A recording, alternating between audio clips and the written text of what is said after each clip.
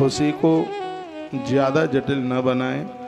खुशहाल होने के लिए जीवन के लिए सरल चीज़ों की आवश्यकता है। विदेशी अंगूर ढूंढेंगे, पैसा भी ज़्यादा खर्च होगा, टाइम भी ज़्यादा खर्च होगा और अंगूर भी नहीं मिलेंगे। हाँ, विदेशी कपड़े ढूंढोगे, शोरूम भी नहीं मिलेगा, कपड़ा भी नहीं मिलेगा, पैसा भी ज़्यादा खर्च हो जाएगा, बाद में दुखी होगे। तो अपने जीवन को इतना सहज बना लीजिए, जिन चीज़ों को तुम यूज करते हो वो चीज़ें चाहे जहाँ मिल जाए, इतना सहज बना लीजिए। पर आप देखिए कि आपको ज़िंदगी जीने में कितना आनंद होता है। 3 बातें प्रमुख रूप से मैं आपको निवेदन करना चाहूँगा। 3 बातों के ऊपर पूरा ध्यान दें। लिखने के लायक बात है, जब आप बहुत ज़्यादा आनंद में हैं तब किसी को ऐसा वचन न दें जिसको आप पूरा करने में असमर्थ हों।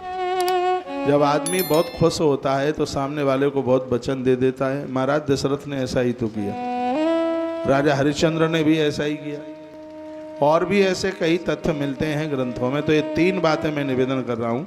नंबर 1, बहुत ज़्यादा आनंद में किसी को वचन देने से बचें। नंबर 2, गुस्से में किसी को उत्तर न दे, आंसर न दे। जिस समय क्रोध हो, जिस समय गुस्सा आ रहा हो, उस समय मौन रहने की जरूरत है। नहीं तो उठ पटांग निकल जाएगा, बाण का घाव भर जाता है, वाणी का तो भरता नहीं है। यदि आप खुशहाल रहना चाहते हैं तो 3 सूत्रों को अपने जीवन में उतार लें। नंबर 1, आनंद में किसी को वचन न दे। नंबर 2, क्रोध में किसी को जवाब न दे, क्रोध में किसी को उत्तर न दे।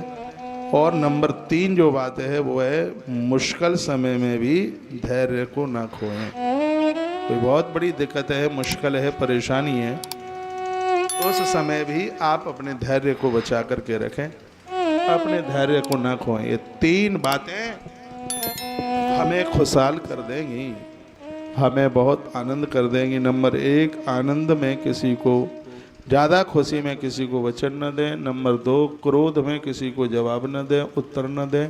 और नंबर 3, बहुत बड़ी मुश्किल में भी अपने धैर्य को न खोएं। ये 3 बातें बड़ी अद्भुत हैं, बहुत आनंद कर देने वाली हैं। तो जीवन बढ़िया जीने के लिए ये कुछ बातें, कुछ तथ्य मैं आपके बीच में परोस रहा हूँ। बोलो बांके बिहारी लाल की, श्री हनुमंत बलवंत महाराज की जय हो। और भी नित्य कुछ करने लायक काम है, वो हैं कौआ, कबूतर, चींटी। इनके लिए खाना रोज डालें, इनको चुगने के लिए डालें, इनको आटे की गोलियां बना करके डालें, डेली डालिए।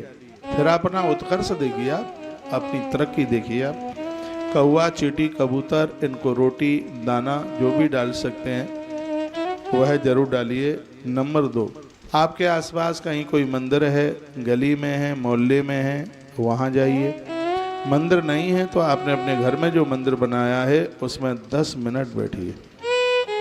महर्षि वाल्मीकि जी को राम जी ने पूछा कि हम कहाँ रहें, तो उन्होंने यह भी कह दिया है कि भगवान जो मंदिर में बैठता है, आपका स्मरण करता है, आपका चिंतन करता है, तीर्थ में जाता है, उसके मन मंदिर में आप आकर के अपना बसेरा कर लीजिएगा।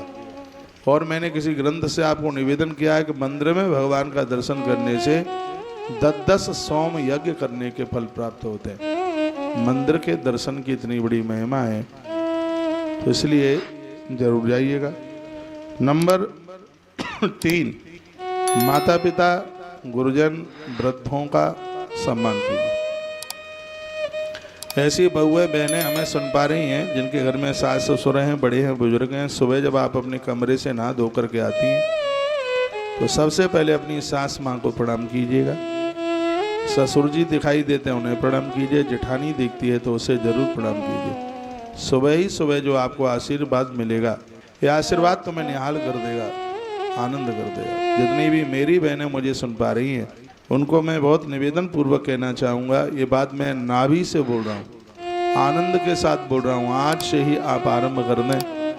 जैसे ही सुबह नहा धो करके और आप अपने कक्ष से बाहर निकल करके आती हैं तो सबसे पहले बुजुर्गों को, बड़ों को, सास ससुर हैं, उनके भी माता पिता हैं जो आपकी ददिया सास या ददिया ससुर लगते हैं, दादा ससुर लगते हैं, उनके चरणों में प्रणाम कीजिए और हृदय से कीजिए, फॉर्मेलिटी के साथ में।